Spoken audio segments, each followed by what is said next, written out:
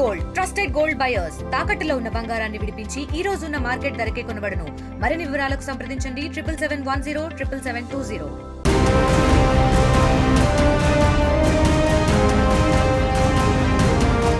NDA కూటమి అధికారంలోకి వచ్చినప్పటి నుంచి ఏపీపై మోదీ సర్కార్ వరాల జల్లు కురిపిస్తోంది.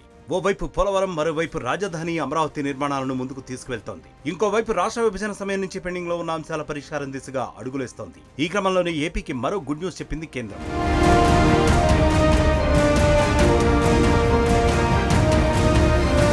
విభజన చట్టంలో ఇచ్చిన హామీలను అమలు చేసేందుకు కేంద్రం కసరత్తు మొదలుపెట్టింది. రాష్ట్ర విభజన వేళ నుంచి పరిష్కారం కాని సమస్యలపై దృష్టి సారించింది. ఇందులో భాగంగానే అమరావతి నుంచి హైదరాబాద్ కు గ్రీన్ఫీల్డ్ ఎక్స్ప్రెస్ హైవేకు గ్రీన్ సిగ్నల్ ఇచ్చింది. ఇందుకోసం DPR ను సిద్ధం చేయాలని హోంశాఖను ఆదేశించింది.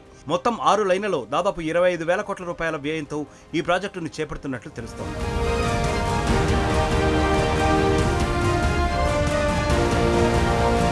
Amaravati Hyderabad greenfield express highway వస్తే కేవలం 4 గంటల్లోనే గమ్యస్థానాన్ని చేరుకునే అవకాశం ఉంటుంది.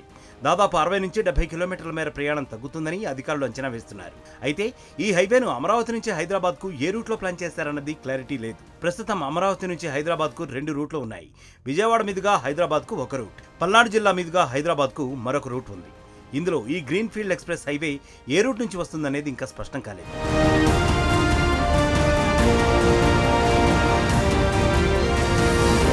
మరోవైపు ఇప్పటికే అమరావతికి ప్రత్యేక రైల్వే లైన్ ఇవ్వాలని కేంద్రం నిర్ణయించింది. దీనికోసం భూసేకరణ ప్రక్రియ కూడా మొదలైంది. ఇందుకోసం కేంద్రం నిధులను మంజూరు చేసింది. ఇదే సమయంలో ఏపీలో మరో రిఫైనరీని ఏర్పాటు పరిశీలించాలని పెట్రోలియం మంత్రిత్వ శాఖకు ఆదేశించింది కేంద్రం. అలాగే అమరావతి అనంతపురం ఎక్స్ప్రెస్ హైవేకు సంబంధించి వీలైనంత త్వరగా DPRలను రూపొందించాలని సూచించింది.